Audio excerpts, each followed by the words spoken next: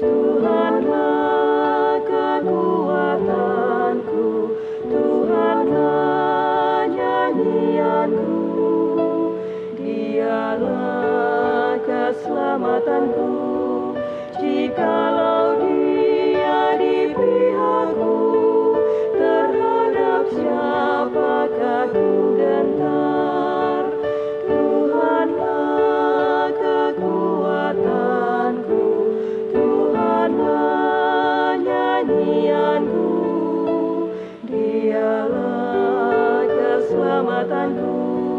Jikalau Dia di pihakku, terhadap siapakah ku gentar? Tuhanlah kekuatanku, Tuhanlah nyanyianku, Dialah keselamatanku. Jikalau Dia di pihakku, terhadap siapakah ku gentar?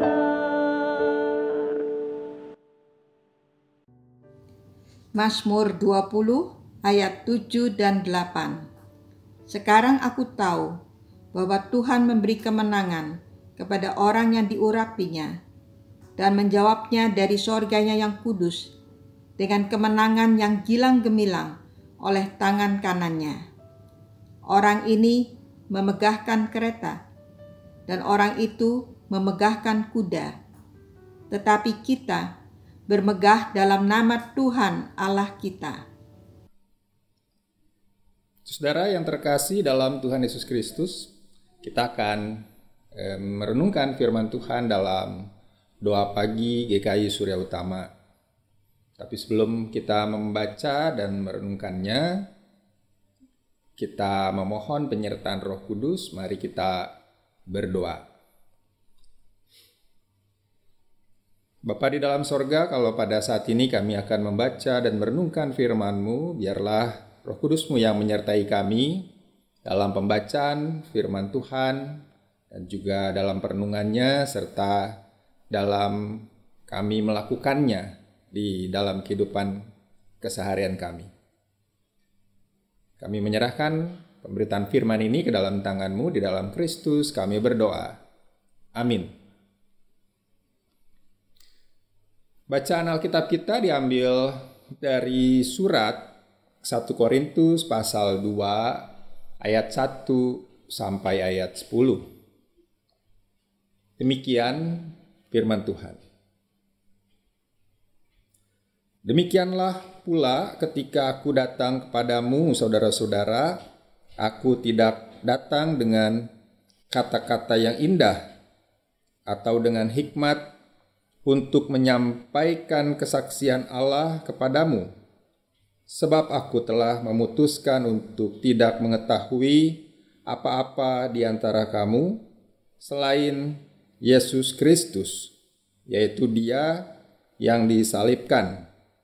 Aku juga telah datang kepadamu dalam kelemahan dan dengan sangat takut dan gentar. Baik perkataanku maupun pemberitaanku tidak kusampaikan dengan kata-kata hikmat yang meyakinkan, tetapi dengan keyakinan akan kekuatan roh, supaya iman kamu jangan bergantung pada hikmat manusia, tetapi pada kekuatan Allah. Sungguh pun demikian kami memberitakan hikmat di kalangan mereka yang telah matang, yaitu hikmat yang bukan dari dunia ini dan yang bukan dari penguasa-penguasa dunia ini, yaitu penguasa-penguasa yang akan ditiadakan. Tetapi yang kami beritakan ialah hikmat Allah yang tersembunyi dan rahasia yang sebelum dunia dijadikan telah disediakan Allah bagi kemuliaan kita. Tidak ada dari penguasa dunia ini yang mengenalnya, sebab kalau sekiranya mereka mengenalnya, mereka tidak menyalibkan Tuhan yang mulia. Tetapi seperti ada tertulis, apa yang tidak pernah dilihat oleh mata dan tidak pernah didengar oleh telinga dan yang tidak pernah timbul di dalam hati manusia, semua yang disediakan Allah untuk mereka yang mengasihi Dia. Karena kepada kita Allah telah menyatakannya oleh Roh, sebab Roh menyelidiki segala sesuatu, bahkan hal-hal yang tersembunyi dalam diri Allah. Saudara, demikian firman Tuhan. Saudara-saudara, apa yang tidak pernah dilihat oleh mata dan didengar oleh telinga? Ada yang bisa menjawab atau menebak? Jangan di-skip ke bagian jawabannya ya. Ntar nggak seru. Jadi jawab dulu aja. Salah juga nggak apa-apa, nggak dinilai. Virus, bakteri. Virus dan bakteri bisa dilihat pakai mikroskop. Anak-anak yang lagi main petak umpet. Bisa dilihat. Tungguin aja sampai mereka selesai. Kuning telur. Gampang, pecahin telurnya. Hantu. Kalau nggak bisa dilihat dan didengar, kok pada takut? Bintang di luar angkasa. Bukan itu. Ini nggak ada jawaban yang teologis gitu. Kan pertanyaannya berdasarkan ayat Alkitab. Bacaan Alkitab kita hari ini dari ayat 9. Oh, saya tahu.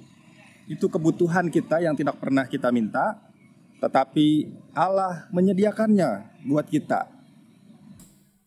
Masih agak jauh. Sekilas kalau kita hanya membaca ayat 9 bagian terakhir, kita akan mengatakan bahwa semua kebutuhan-kebutuhan kita akan disediakan oleh Allah. Sekalipun kita belum melihat, mendengar, meminta, tetapi Allah tahu apa yang kita butuhkan. Bahkan sekalipun kita belum membutuhkannya, Allah tetap menyediakannya. Sekilas kira-kira bisa seperti itu ya. Tapi jadi Allah itu beneran Allah atau minimarket? Bukan. Toko serba ada. Saudara, jangan jadikan Allah sebagai minimarket atau toserba. Jawabannya adalah, ngomong-ngomong itu kok backgroundnya ganti-ganti ya? Iya nih, saya lagi jalan-jalan di Kompleks Sunrise. Di gereja kita kan ada gerak jalan. Maksudnya olahraga bareng. Salah juga. Maksudnya olahraga masing-masing. Belum boleh bareng-bareng ya. Tujuannya sih untuk mengingatkan kita semua agar terus menjaga kesehatan. Cuman supaya lebih seru kalau kita lagi olahraga, terus foto-foto deh. Habis foto-foto, upload fotonya di Instagram. Siapa tahu bisa dapat hadiah. Hadiahnya apa? Tanya aja sama panitianya ya. Nah, sekarang saya sambil jalan-jalan ya sekalian aja buat rekaman. Nah, ini di mana-mana videonya bagus buat background. Oh begitu, seru juga ya. Biasanya kalau kita olahraga sendirian kan males ya. Tapi kalau olahraganya rame-rame, kita semangat. Sebenarnya ya sendiri-sendiri juga sih. Tapi kita tahu yang lain juga ikutan olahraga. Oke, saudara, jawabannya adalah sebelum kita sampai pada jawaban itu, mari kita bahas dulu bacaan Alkitab kita ya dari awal. Saudara, Paulus memberitakan Injil di kota Korintus ini sekitar tahun 52 Masehi. Nah, seperti apa kota Korintus ini pada zaman Paulus? Kota Korintus adalah kota yang sangat strategis, menjadi pusat perdagangan dunia pada zaman itu. Tapi karenanya orang-orang yang datang, yang ada di kota itu beragam. Mereka datang dari berbagai wilayah, berbagai negara, berbagai budaya untuk berdagang. Yang paling dominan adalah orang-orang Yahudi, Romawi, Yunani, dan tentu dengan kebudayaan mereka masing-masing, dengan pemahaman mereka, agama mereka, pengajaran mereka. Nah, di antara mereka ada banyak pengajar-pengajar yang mengajar dengan penuh hikmat, dengan kata-kata bijak, dengan kata-kata yang indah. Bagi mereka, hikmat adalah pengetahuan, kepandaian, logika, dan sebagainya. Sedangkan yang tidak masuk logika mereka dianggap sebagai kebodohan dan tidak berhikmat. Dan tentu saja berita Injil yang disampaikan oleh Paulus dianggap sebagai kebodohan. Bagaimana mungkin Allah yang maha tinggi itu menjadi manusia, bahkan dihukum dengan hukuman yang paling hina pada saat itu, yaitu disalib. Paulus menyadari hal itu. Maka dia menuliskan bahwa dia tidak datang dengan kata-kata yang indah, sehingga orang-orang yang mendengarnya terpukau dan menjadi yakin dengan perkataannya. Mungkin saja Paulus memang tidak pandai berbicara atau berkata-kata. Ada catatan di dalam Kisah Para Rasul bahwa seorang anak muda duduk di jendela mendengarkan Paulus berbicara. Ya, memang pada malam hari, lalu ia ketiduran dan jatuh dari jendela itu dan mati. Saya nggak tahu setinggi apa jendela itu, atau karena serangan jantung, atau ada hal-hal lain yang tidak bisa dijelaskan. Dan memang tidak ada keterangannya. Jadi Paulus sadar bahwa cara dia berbicara mungkin tidak wow para pengajar di kota itu. Tidak semenarik mereka. Tidak meyakinkan. Dia merasa disitulah kelemahan dia dibandingkan para pengajar-pengajar itu. Tetapi justru disitulah dia memberi ruang kepada Roh Kudus untuk bekerja, untuk meyakinkan dan membuat pendengar Paulus percaya kepada Kristus. Jadi bukan Paulus yang membuat orang-orang percaya kepada Kristus, tetapi Roh Kudus. Paulus hanyalah pemberita Injil. Di tengah-tengah orang berhikmat itu, Paulus yakin apa yang diberitakannya adalah hikmat juga. Bahkan hikmat tertinggi. Hikmat tertinggi itu adalah pengenalan manusia tentang Allah. Bagi orang-orang Yunani, pengetahuan adalah misteri yang berhasil diungkap manusia. Namun pengetahuan tentang Allah tidak akan pernah berhasil diungkap manusia, kecuali Allah sendiri yang membukakannya untuk manusia. Manusia tidak akan pernah bisa mengenal Allah kalau bukan Allah yang memperkenalkan dirinya kepada kita. Nah, melalui Yesus Kristuslah Allah mengungkapkan dirinya kepada kita. Melalui Yesus Kristus kita bisa mengenal Allah lebih dalam lagi. Karena Yesus Kristus adalah Allah. Allah yang menjadi manusia. Sebelum Yesus, manusia tidak pernah mendengar suara Allah, kecuali melalui perantaraan nabi-nabi. Manusia tidak pernah melihat Allah. Bahkan nabi-nabi pun tidak. Yang dilihat Musa itu bukan wujud dan rupa Allah, melainkan api yang keluar dari semak duri. Saudara-saudara, mungkin kita akan berkata, sekarang kita juga nggak pernah melihat Allah. Kita tidak pernah berjumpa langsung dengan Yesus Kristus seperti apa rupanya. Apakah seperti yang di film-film atau seperti di lukisan? Hanya orang-orang yang hidup pada zaman Yesus saja yang bisa melihat langsung dan mendengar langsung perkataan Tuhan Yesus. Jadi apa bedanya dong? Kita memang tidak pernah berjumpa secara langsung dengan Yesus Kristus. Hanya orang-orang pada zaman itu yang berjumpa secara langsung. Tetapi semua itu sudah dituliskan dan kita bisa mengetahui, memahami, mengenal melalui Alkitab.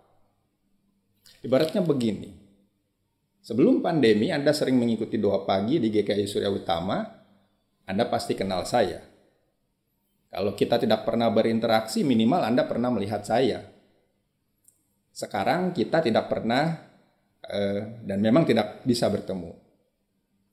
Ada sih beberapa orang yang pernah saya bertemu, tetapi pada umumnya kita tidak bisa bertemu. Lalu jika Anda sama sekali tidak pernah bertemu dengan saya, bisakah Anda tahu seperti apa wajah Jeffrey Tian Yun? Bisakah Anda mengenali saya? Bisakah suatu saat kita ketemu, Anda menyapa saya? Wah, ini Pak Jeffrey. Tentu bisa. Bagaimana bisa? Itu karena Anda rajin mengikuti ibadah doa pagi ini di YouTube GKI Surya Utama. Anda melihat saya melalui video ini. Anda bisa mengenali saya sekalipun kita tidak pernah berjumpa. Sama halnya dengan Tuhan. Kita bisa mengenali Tuhan melalui Alkitab. Kita bisa kenal Yesus Kristus melalui pemberitaan firman sekalipun kita tidak bertemu langsung dengannya. Ya, suatu saat nanti kita akan ketemu dengannya. Nanti tapi ya. Saudara, tapi ini memang sulit ya.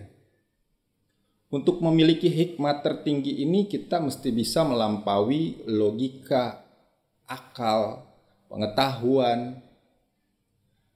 Hanya iman yang bisa membawa kita pada hikmat tertinggi ini. Pada pengenalan tentang Tuhan kita. Tanpa iman, kita pasti akan mengatakan bahwa percaya kepada Kristus adalah sebuah kebodohan. Mungkin kita banyak mendengar tentang orang-orang yang menghina Tuhan kita. Menghina Yesus Kristus yang kita percayai. Atau dalam bahasa tren sekarang itu menista. Yaitu karena mereka berbicara menurut hikmat mereka sendiri. Buat orang Kristen mestinya itu hal yang biasa ya, karena sejak awal sudah dan selalu terjadi seperti itu. Kita tidak perlu menjadi resah dan goyah iman kita hanya karena ada orang yang menghina Allah yang kita percayai, menganggap yang kita percaya ini adalah sebuah kebodohan. Allah juga tidak akan menjadi nista hanya karena hinaan manusia. Dan Allah juga tidak akan menjadi mulia karena pujian manusia. Allah pada hakikatnya mulia dan kemuliaannya itu bergantung pada Allah itu sendiri, tidak bergantung pada manusia. Kita hanya turut serta memuliakan Allah. Saudara-saudara, pada saat ini kalau Allah mau membukakan dirinya untuk kita, maka kita pun mestinya terus berusaha mengenalnya. Rajin mendalami firman Tuhan dan juga melihat sekeliling kita. Karena Allah juga membuka diri melalui orang-orang di sekitar kita.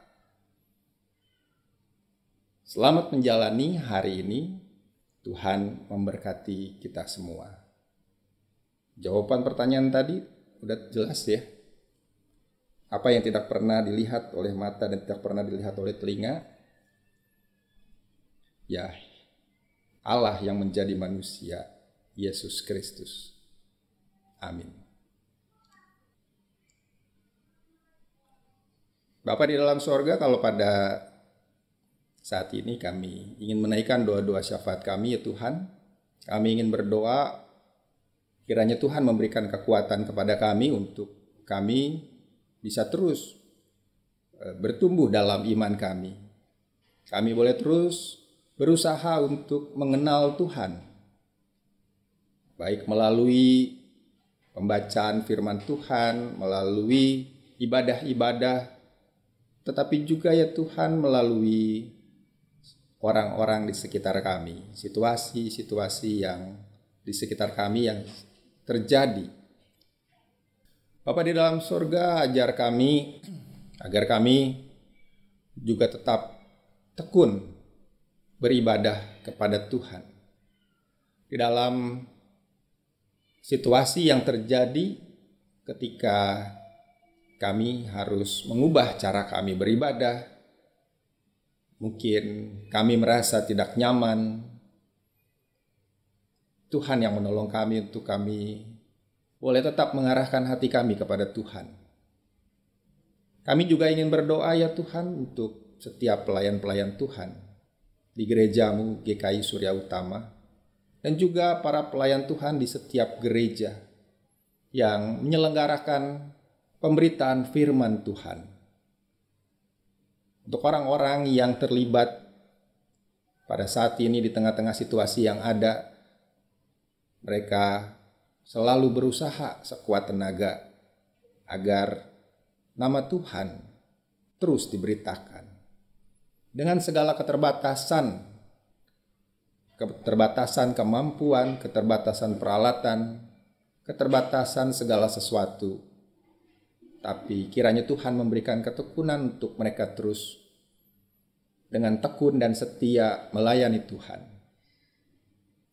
Kami juga berdoa ya Tuhan untuk para pelayan Tuhan dalam bidang kesehatan yang berjuang untuk merawat, memberikan pengobatan kepada setiap orang, baik yang terkena COVID-19 maupun juga penyakit-penyakit lainnya.